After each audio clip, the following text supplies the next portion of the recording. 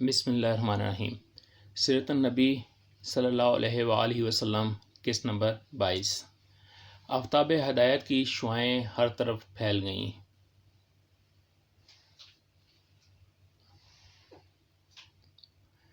یہاں ان چند محیر العقول واقعات جن کی اسنادی حیثیت کمزور ہے کا ذکر ضروری ہے، جو آپ کی ولادت مبارکہ سے کچھ پہلے اور وقت ولادت پیش آئے۔ اس زمن میں ایک وہ واقعہ ہے جب نیم بیداری کے عالم میں آپ صلی اللہ علیہ وآلہ وسلم کی پیدائش سے کچھ پہلے حضرت آمنہ دردزہ میں مبتلا تھیں۔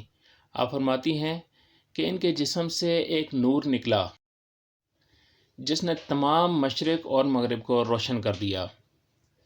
اس کے ساتھ ہی انہیں وضع حمل کی تکلیف سے نجات مل گئی۔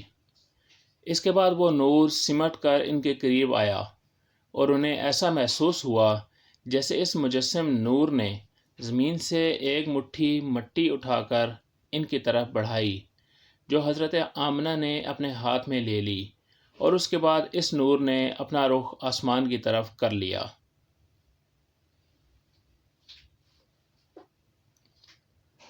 حضرت عثمان بن ابی العاص رضی اللہ تعالی عنہ کی والدہ فرماتی ہیں کہ حضرت آمنہ کے وضع حمل کے وقت وہ وہاں موجود تھیں اور انہوں نے وہاں سوائے نور کے کچھ اور نہ دیکھا، اور باہر ستارے زمین کے اس قدر نزدیک آ گئے تھے کہ گویا زمین پر گرنے والے ہوں۔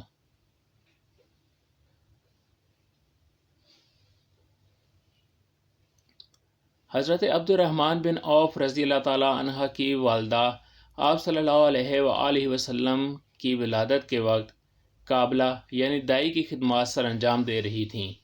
ان کا بیان ہے کہ جب حضرت صلی اللہ علیہ وآلہ وسلم اپنی والدہ کے بطن سے ان کے ہاتھ میں آئے تو نومولود کے جسم سے ایسا نور طلوع ہوا کہ جس سے سارا حجرہ اور اس کے در و دیوار چمک اٹھے۔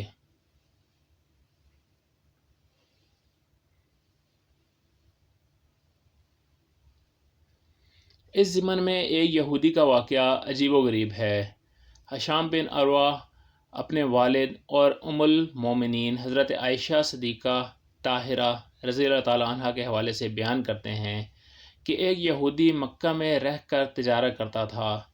جس روز حضرت صلی اللہ علیہ وآلہ وسلم کی ولادت مبارکہ ہوئی، اس روز اس نے ایک مجلس میں قریش سے پوچھا، کیا تمہیں معلوم ہے کہ کل رات تمہاری قوم میں ایک عجیب الشان بچہ پیدا ہوا ہے؟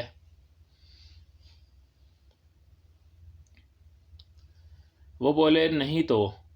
دریافت کرنے پر معلوم ہوا کہ حضرت آمنہ بنت وہب کے بطن سے حضرت عبد المطلب کے بیٹے حضرت عبداللہ کے ہاں ایک بچہ پیدا ہوا ہے۔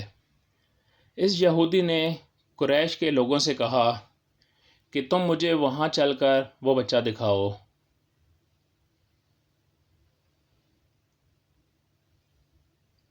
یہودی کی اس درخواست پر وہ لوگ اسے حضرت عبد المطلب کے مکان تک لے گئے۔ جب آپ صلی اللہ علیہ وآلہ وسلم کو اس یہودی کے سامنے لایا گیا تو لوگوں نے دیکھا کہ آپ صلی اللہ علیہ وآلہ وسلم کا روح مبارک چاند سے زیادہ روشن ہے۔ یہ نور نبوت تھا جس کے آثار اس نور کی صورت میں آپ صلی اللہ علیہ وآلہ وسلم کے چہرے اور پیشانی سے ظاہر ہو رہے تھے۔ دوسری طرف جب یہودی نے آپ صلی اللہ علیہ وآلہ وسلم کی پشت کھول کر دیکھی اور اس کی نظر جب شانوں کے درمیان ایک مسا مہر نبوت جس میں گھوڑے کے ایال کی طرح چند بالوں کی ایک قطار تھی اس پر پڑی تو بے ہوش ہو کر گر گیا۔ جب اسے ہوش آیا تو قریش کے لوگوں نے اس سے پوچھا، ارے تجھے کیا ہوا؟ وہ یہودی رو رو کر کہنے لگا، آج ہم بنی اسرائیل سے نبوت کا سلسلہ تمہاری قوم میں منتقل ہو گیا۔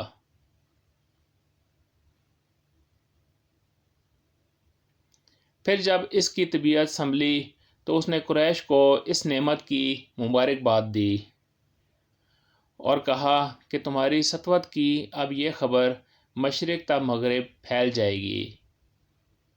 یہ سلسلہ جاری ہے، آپ ہمارے ساتھ رہیے، ملتے ہیں اگلی قسط میں۔ اللہ حافظ۔